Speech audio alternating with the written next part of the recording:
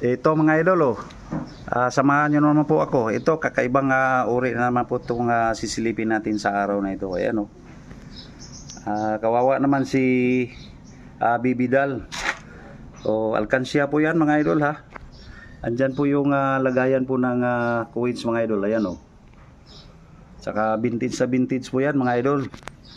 Isang sapatos na lang po niya mga idol o.